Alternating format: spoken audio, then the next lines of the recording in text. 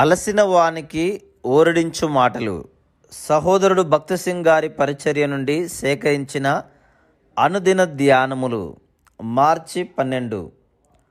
పరిశుద్ధ స్థలముగా ఉండుటకు ఒక మందిరమును కట్టించుటకై యెహోవా నిన్ను కోరుకొనిన సంగతి మనసునకు తెచ్చుకొనుము.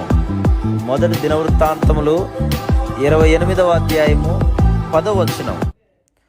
దావీదు ఫిలిష్తీయులను అనుకరించి దేవుని మందసమును ఎద్దుల బండి మీద తీసుకొని పోయెను. ఆ పని చేయకముందు అతడు యాజకులను గాని లేవీయులను గాని సంప్రదించలేదు, తన సైన్యాధిపతులను సంప్రదించెను. ఆ సందర్భములోనే ఉజ్జా మందసమును పట్టుకొనిన వెంటనే మరణించెను.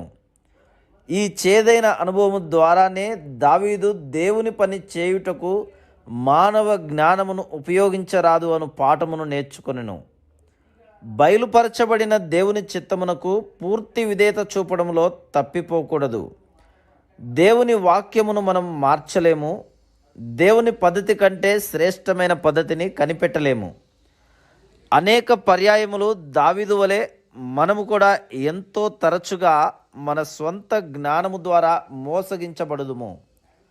మన బైబిల్ జ్ఞానమునందు మనకు పూర్తి నమ్మకము ఉండును.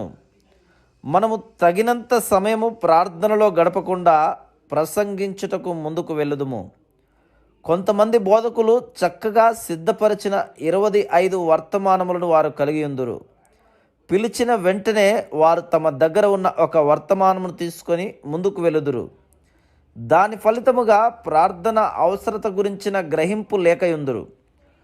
భారతదేశపు స్త్రీలు తెలివిగా ముందు దినమున మిగిలిన అన్నము ఉపయోగించినట్లు వారుందురు. వారు చింతపండు రసమును కొన్ని దినుసులను వేసి మరుసటి ఉదయకాలపు అల్పాహారము కొరకు పులిహోరను సిద్ధము చేయునట్లు వీరు కూడా చేదురు.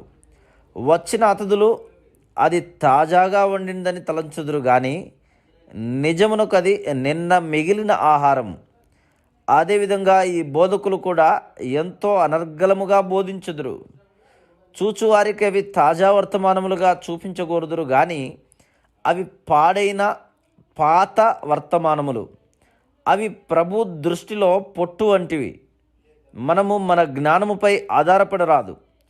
ప్రతి సందర్భమునకు తగిన వర్తమానము కొరకై మనము ప్రతిసారి నూతనముగా ప్రభువు వైపు చూడవలను. అది దైవక్రమము. అదే విధముగా అన్ని విషయములలో అది మన వ్యక్తిగత జీవితమును గురించిందే కానీ కుటుంబము లేక సంఘ జీవితమును గురించిందే కానీ దైవ క్రమమును మనము గుర్తెరగవలెను. అన్ని విషయములలో మన స్వంత ప్రణాళికల నుండి విడుదల నొందితేనే కానీ దేవుని పరలోకపు ప్రణాళికను మనం కనుగొనలేము. ఆ తర్వాత దేవుడు దావీదును కళ్ళమునొద్దకు రెండవసారి తీసుకొని రావలసి వచ్చెను. దేవుడు బోధించిన పాఠమును అతడు అతి త్వరగా మర్చిపోటుచే అరౌనా కళ్ళము యొద్దకు మరలా రావలసి వచ్చెను. మనమందరము మతిమరుపు చేత బాధపడుచుందుము. మంచి జ్ఞాపక శక్తి గల వారు కూడా దేవుడు బోధించిన పాఠములను అతి త్వరగా మర్చిపోదురు. కానీ దేవుడు మరలా మనకు జ్ఞాపకం చేయుచుండును. ఆ తర్వాత దేవుడు మందిరపు మచ్చుల పని రాతపూర్వకముగా దావీదునకిచ్చెను. మొదటి దినవృత్తాంతములు 28వ అధ్యాయము 11-19 వచనములు. ఆయన మోషేకు 10 ఆజ్ఞలను రాతపూర్వకముగా ఇచ్చెను. నిత్యత్వమునకు సంబంధించిన దేవుని గృహం యొక్క ఛాయయే ఈ మచ్చు నమూనా. ఆ విధముగా దేవుని గృహ నిర్మాణము యొక్క మచ్చు దావీదుకు దేవుడిచ్చిన 5వ రాయి.